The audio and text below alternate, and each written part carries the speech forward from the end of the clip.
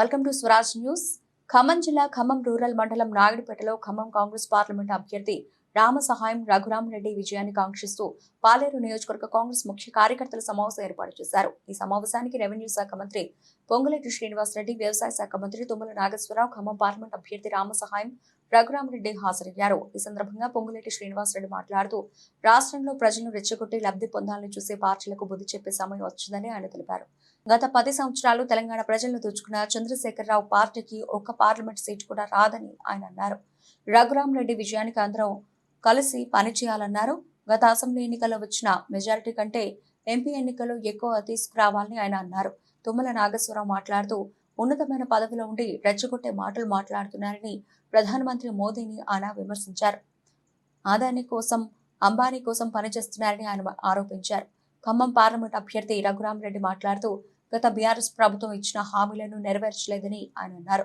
ప్రతిపక్ష పార్టీల నాయకులు తన గురించి మాట్లాడుతూ గడీల పరిపాలన కావాలా అంటూ విమర్శిస్తున్నారని, వారి మాటలు నమ్మకుండా అందరూ కాంగ్రెస్ పార్టీకి ఓటేయాలని ఆయన కోరారు.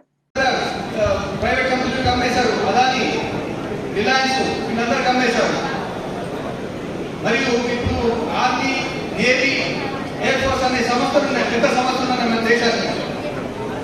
అగ్నివీరాన్ని విన్నారో లేదో, ప్రతి ఏడు వేల ఉద్యోగాలు వచ్చేది ఉండే, అది దాన్ని కాంట్రాక్ట్ సిస్టమ్ మార్చిపెట్టారు. ఇటువంటి ప్రభుత్వం మనకు అవసరమా? వారికి ఓటేస్తే మనకేమైనా విలువ ఉంటుందా? ఏమీ లేదండి. మొన్న ఒక బీఆర్ఎస్ నేత మాట్లాడుతూ గడిల పరిపాలన కావాలా అని అడిగారు. వాళ్ళు అంటే నా గురించి మాట్లాడుతూ గడిల పరిపాలన కావాలా అని అడిగారు. మరి నాకు గడిలు ఎక్కడ ఉన్నాయండి? ఉన్న 2 గడిలు ఉన్నాయి, ప్రభుత్వానికి ఇచ్చేసాక 2 గడిలు స్కూలే అన్ని కూడా నేను మొత్తం గవర్నమెంట్కే ఇచ్చేస్తున్నాను. నా గడిలు ఎక్కడ ఉన్నాయండి? అందుకొరకే దయచేసి మన మాటలను నమ్మకండి. మీరు నాకు ఓటేసి గెలిపియండి. మొత్తం ఖమ్మం ప్రజలకు ఇప్పటి నుంచి ఒకవేళ గెలిస్తే నేను మొత్తం ప్రజలు ఖమ్మం ప్రజలకు అంకితం చేస్తానని వాగ్దానం చేస్తున్నాను. మీకు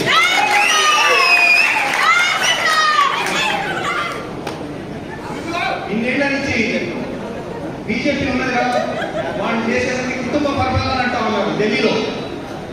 మరి 2 సార్లు కాంగ్రెస్ ప్రభుత్వం వచ్చిందిగా, ఎవరు చేశారు? ప్రధానమంత్రి మన్మోహన్ సింగ్ చేశారు. రాహుల్ గాంధీ అయినాడా, సోనియా గాంధీ అయినాడా? ఈసారి నన్ను గెలిపేయండి. నా ఓటు మీ ఓటు, మీ కొరకే. మరియు నాకు ఓటేస్తే రాహుల్ గాంధీ చేసినట్టు ఓటు. ఈనాడు రెచ్చగొట్టి ఇక్కడ లబ్ధి పొందాలని వాళ్ళు చూస్తున్నారు.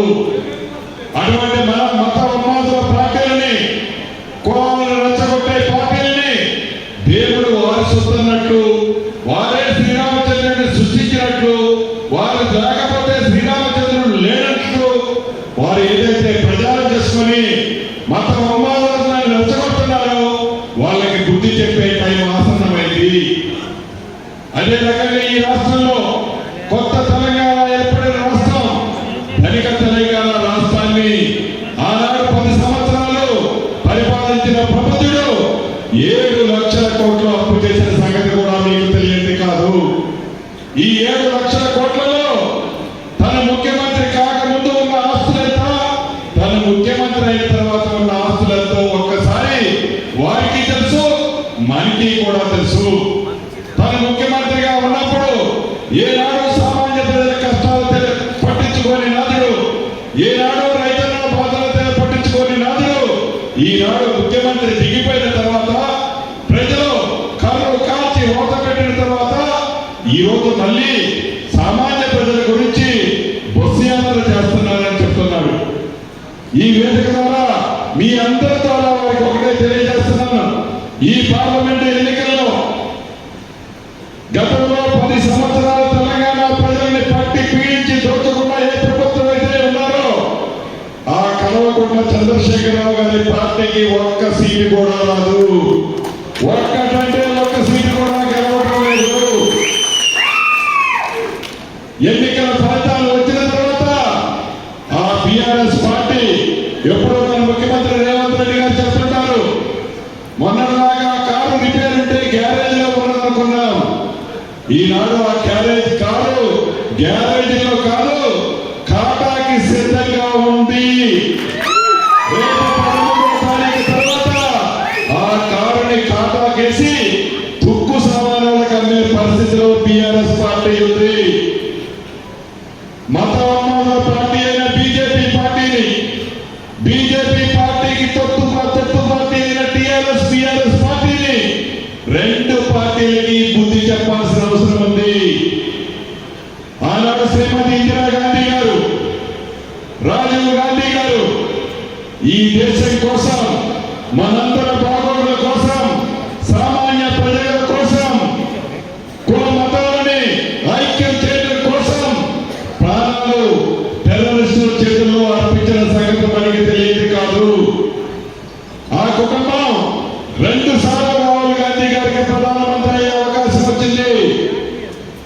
పదవులు కావాలనుకుంటే రాహుల్ గాంధీ గారు ఆనాడే ప్రధానమంత్రి అయ్యేవారు. పదవులు ముఖ్యం కాదు, ప్రజలు నాకు ముఖ్యమని రాహుల్ గాంధీ గారు ప్రజల మధ్యనే 2 విడతలుగా పాదయాత్ర కూడా చేశారు. ఈ ఎన్నికల్లో తెలంగాణలోని 17 సీట్లలో 14 కానీ 15 సీట్లు కానీ గెలిపించి ఈ దేశ ప్రధానిగా రాహుల్ గాంధీ గారిని చేయాల్సిన బాధ్యత మనకు ఉంది. దాంట్లో ఈ ఖమ్మం పార్లమెంట్ కానీ, మేల్పాడు పార్లమెంట్ కానీ, ఈ 2 సీట్లు అక్కడ తుమ్మల గారు, ఇక్కడ నేను, బట్టి గారు అందరమే ఉంటారు. అందరం కలిసి మంచి మెజార్టీతో ఈ 2 సీట్లని, ఆ 15 సీట్లలో ఈ 2 సీట్లు ఉండే విధంగా మంచి మెజార్టీతో గెలిపించాలని మిమ్మల్ని అభ్యర్థిస్తున్నాను.